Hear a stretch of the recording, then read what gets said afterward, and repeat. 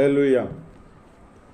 నీతో నా జీవితం సంతోషమే, నీతో నా అనుబంధం మాధుర్యమే. నీతో నా జీవితం సంతోషమే, నీతో నా అనుబంధం మాధుర్యమే. నా యేసయ్య కృప చూపుచున్నావు, వాత్సల్యపూర్ణుడవై నా యేసయ్య నడిపించుచున్నావు, స్ఫూర్తి ప్రదాతవై ఆరాజుడా యేసయ్యా. నీతో నా అనుబంధం మాధుర్యమే, ఆరాజుడా యేసయ్యా. నీతో నా అనుబంధం మాధుర్యమే, నీతో నా జీవితం సంతోషమే, నీతో నా అనుబంధం మాధుర్యమే. భీకర ధ్వని గల మార్గమనందు నన్ను స్నేహించిన నా ప్రియుడవు నీవు. భీకర ధ్వని గల మార్గమునందు నన్ను స్నేహించిన నా ప్రియుడవు నీవు. కలనైన మరువను నీవు నడిపిన మార్గము, క్షణమైన విడువను నీతో సావాసము.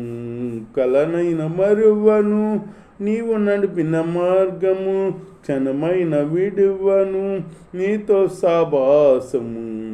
ఆరాజుడా యేసయ్యా, నీతో నా అనుబంధం మాధుర్యమే. ఆరాజుడా యేసయ్యా, నీతో నా అనుబంధం మాధుర్యమే. సంతోషమందైన శ్రమలందైనను నా స్తుతి కీర్తనకు ఆధారము నీవే. సంతోషమందైన శ్రమలందైనను నా స్తుతి కీర్తనకు ఆధారము నీవు. నిత్యమైన మహిమలో నన్ను నిలుపుటకు శుద్ధ సువర్ణముగా నన్ను మార్చుస్తున్నావు. నిత్యమైన మహిమలో నన్ను నిలుపుటకు శుద్ధ సువర్ణముగా నన్ను మార్చుతున్నావు. ఆరాజుడా యేసయ్యా, నీతో నా అనుబంధం మాధుర్యమే.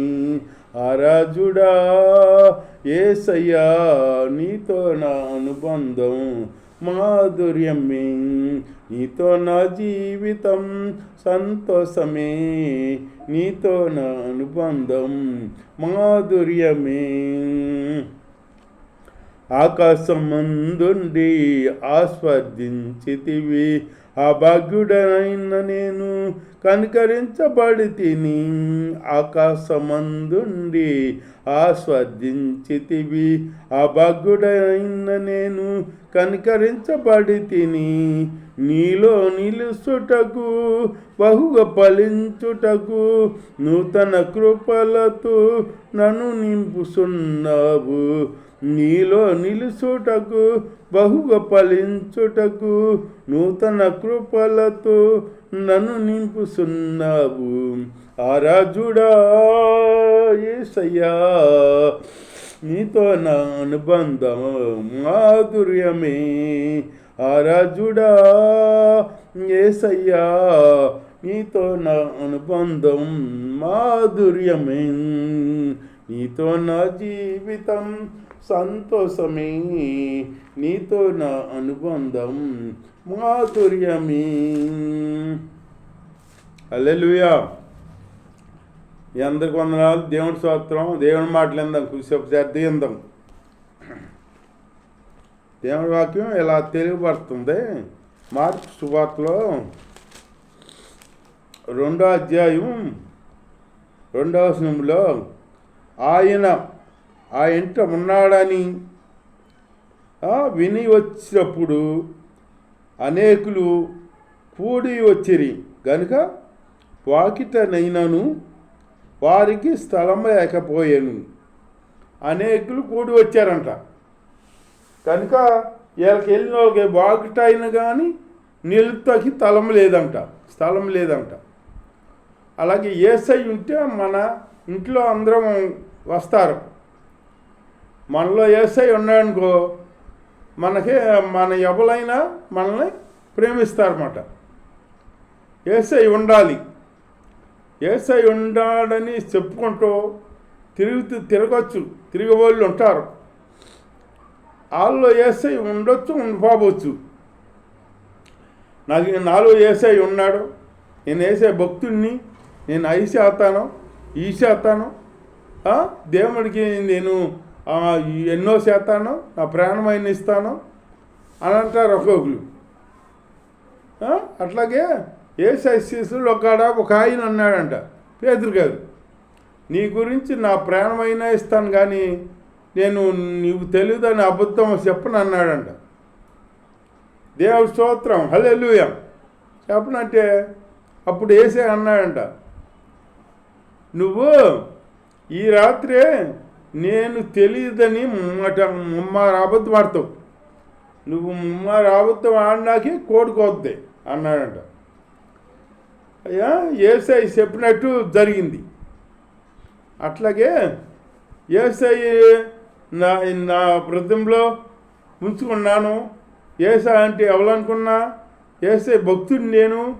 యేసయ్య మాట అంటే నా మాట, యేసయ్య మాట ఒకటే, నాలో యేసయ్య ఉన్నాడు అని డప్పలు పోతారు కొందరు. వాళ్ళలో యేసయ్య లేడని మాట అర్థం. దేవుడి స్తోత్రం. అట్లా అనుకోకూడదు. యేసయ్య ఉంటే మన ఇంట్లో అందరూ వస్తారంట. ఇక్కడ యేసయ్య ఉన్న ఇంట్లో ఇక్కడ వస్తే వాకిట్ కాడ స్థలం లేదంట, నిలబడతా కాడ స్థలం లేక కిక్కిస్తున్నారంట. దేవుడి స్తోత్రం, హల్లెలూయా. ఆయన ఇంట ఉన్నాడని విన్నప్పుడు అనేకులు కూడి వచ్చింది కనుక వాకిట్లనైనను వారికి స్థలం లేకపోయాను. ఆయన వారికి వాక్యము బోధింపసాగెను. బోధించుస్తుండగా కొందరు పక్షవాయువు గల ఒక మనిషిని నలుగురు చేత మోయించుకొని ఆయన వద్దకు తీసుకొని వచ్చిరి. పక్షవాయువు గల ఒక మనిషిని నలుగురు మోసుకుని వచ్చారు. అదే మంచం మీద అనుకుందాం, మంచం మీద పడుకున్న ఆయన్ని అట్లాగే మంచం లేపుకొచ్చారన్నమాట. నలుగురు లేపుకొస్తే ఆ ఇంట్లో స్థలం లేదంట, కిక్కిరిస్తుందంట. యేసయ్య ఉంటే మరి స్థలం ఉండదు, కిక్కిరిస్తుంటారు జనం. అప్పుడు స్థలం లేనందున కొందరు, దేవుని స్తోత్రం, చాలామంది కూడి ఉన్నందున వారు ఆయన వద్దకు చేరలేక ఆయన ఉన్న చోటుకి పైగా ఇంటి కప్పు ఇప్పారంట. ఆయన ఉన్న చోటు తిన్నంగా పైన కప్పు ఉప్పారంట. కప్పు ఇప్పి ఈ మంచం పట్టే అంత కప్పు ఇప్పాడనమాట. ఇప్పి ఈ మంచాన్ని దించారు ఆయన ముందు. ఆయన ముందు దించేటప్పటికి ఆయన ఏం చేశాడు, ఈ దిగినాడు ఇతను పక్షవాయువు అతన్ని దింపారు కదా, అతని అంశ వల్ల ఆ దింపిన వాళ్ళ అంశ చూశాడు పైకి. వాళ్ళకున్న ఆసక్తిని బట్టి చూశాడనమాట. అలాంటి ఇంటి కప్పు ఉప్పి యేసయ్య ముందు దింపితే యేసయ్య ఇతన్ని స్పష్టపెడతాడో, ఇతను స్పష్ట పొందుకుంటాడో, మనం స్పష్ట పొందుకుని ఇంటికి వెళ్ళొచ్చు అని ఆసక్తి కలిగి ఆ బిడ్డలు ఉన్నారన్నమాట. ఆశపడ్డ ప్రాణాన్ని తృప్తి తెచ్చే దేవుడు, ఆసక్తిని ఎరుగుతాడు దేవుడు, ఆశని తీరుతాడనమాట. వాళ్ళ అంక పైకి చూశాడనమాట. ఆ నలుగురు దించారు కదా, ఆ దించిన అంక పైకి చూశాడనమాట. దేవుడి స్తోత్రం, హల్లెలూయా. ఆసక్తి ఉండాలి. దేవుడు అంటే మనకు ఆసక్తి ఉండాలి. అంతేగాని దేవుడు భక్తి చేస్తున్నాను, దేవుడిని వెంబడిస్తాను, దేవుడు ప్రార్థన చేస్తున్నాను, అయ్యా అవి చేస్తున్నాను, నేను ధర్మాలు చేస్తున్నాను, అవి చేస్తున్నాను, ఈ చేస్తున్నాను అని అంటే కుదరదు. ఇక్కడ అక్కడ యేసయ్య చెప్పాడు, నిన్ను నీలో ఉన్న ఆసక్తిని బట్టి నిన్ను దేవుడు దీవిస్తాడనమాట. దేవుడి స్తోత్రం. అలాగే నువ్వు ఆసక్తి కలిగి ఉండాలి. ఆశపడ్డ ప్రాణాన్ని తృప్తిపరిచే దేవుడు యేసయ్య. అలాంటి జీవితం మనలో ఉండాలన్నమాట. ఆసక్తి కలిగి ఉండాలి. ఆ పరిపుతోనే దింపిరి. యేసు వారి విశ్వాసం చూసి, కుమారుడా, నీ పాపములు క్షమించబడి ఉన్నవని పక్షవాయువు గలవానితో చెప్పాను. కుమారుడా, ఈ పాపములు క్షమించబడి అని చెప్పాడనమాట.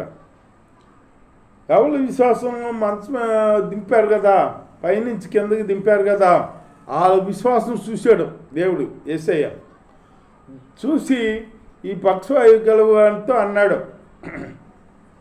నీ పాపాలు క్షమించబడి అన్నాడు. పాపాలు క్షమించబడి అంటే దేవుని స్తోత్రం. అక్కడ శాస్త్రులు కొందరు అక్కడ కూర్చుండిరి. శాస్త్రులు కొందరు అక్కడ కూర్చున్నారట. వారు, ఇతడు ఇట్లెందుకు చెప్పుస్తున్నాడు, దేవదూషణ చేయిస్తున్నాడు కదా, దేవుడు ఒక్కడే తప్ప పాపమును క్షమించుటకు ఎవడికి అధికారం లేదు, క్షమించగలవాడు ఎవడు లేడని దేవుడు ఒక్కడే పాపం క్షమించేది. ఇతను పాపాలు క్షమించినాడు, పాపాలు క్షమిస్తాక అధికారం ఎక్కడిది ఇతనికే అనుకుంటున్నారు అన్నమాట. అని సనుక్కునే వాళ్ళు చాలామంది ఉన్నారు. యేసయ్య దినాల్లో యేసయ్య కార్యాలు చూసి అనేక మంది జనం వస్తుంటే ఆ జనాన్ని ఏమనలేక యేసయ్యని చనుక్కునేవాళ్ళు. యేసయ్య కార్యాలు చేస్తుంటే యేసయ్యని చనుక్కునేవాళ్ళు అన్నమాట. చనుక్కునేవాళ్ళు విశ్రాంతి దినాన్ని స్పష్టపడితే అది మోసే ధర్మశాస్త్రం ప్రకారం విశ్రాంతి దినమున పని చేయకూడదు. పని అతను స్పష్ట ఎందుకు పరిచాడో అని మనం చెప్పచ్చు అక్కడ తీర్పులో. అని యేసయ్యలో తప్పు అట్టుకోవాలని చూసేవారు చాలామంది ఉన్నారన్నమాట. యేసయ్య అన్నాడు, విశ్రాంతి దినమని నీకు ఒక గొర్రె ఉంటుంది, ఆ గొర్రె గోతులో పడిపోతుంది, దాన్ని లేపవా, విశ్రాంతి దినమని అట్లా వదిలేస్తావా అన్నాడనమాట. వదలం కదా, గోతులో పడిపోతే దాన్ని లేవనెత్తాం కదా. అట్లాగే విశ్రాంతి దినాన్ని ప్రాణహత్య ధర్మమా, ప్రాణం పోతం ధర్మమా అన్నాడనమాట. వాళ్ళు ఏం మాట్లాడాల, ఎందుకు మాట్లాడతారు వాళ్ళు తప్పు పట్టుకుంటా వచ్చిన వాళ్ళు. యేసయ్య ఏ తప్పు అని చేస్తాడో చూద్దాము, పట్టుకుందాము అని వచ్చిన వాళ్ళు. యేసయ్యలో ఒక చిన్న మచ్చకాడ ఒక తప్పు, ఏ తప్పు అట్టుకోలేకపోయారు. ఏ మచ్చ డాగు లేదు యేసయ్యలో. నాలో పాపం ఉందని మీలో ఎవరైనా నిరూపించగలరా అని సవాల్ చేసిన దేవుడు యేసయ్య. సవాల్ చేసిన దేవుడు మాట. ఏ పాపం లేనివాడు పరిశుద్ధుడు యేసయ్య. పాపం చేయక, పాపం వైపుకి వెళ్ళగా, పాపంలో నిలవక పరిశుద్ధంగా ఉన్నవాడు యేసయ్య. పరిశుద్ధమైన దేవుడు, పవిత్రమైన దేవుడు, పరిశుద్ధమైన దేవుడు. అందుకే యేసయ్య దగ్గరికి వస్తాకి కొందరు ఇష్టపడరు. ఆయన పరిశుద్ధమైన దేవుడు, ఆయన అర్థగలితే మనం కూడా పరిశుద్ధంగా ఉండాలి అని చెప్పేసి రారు, అత్తకి ఇష్టపడరు. అట్లాగే పరిశుద్ధమైన దేవుడు యేసయ్య. పాపాలు క్షమించే దేవుడు యేసయ్య.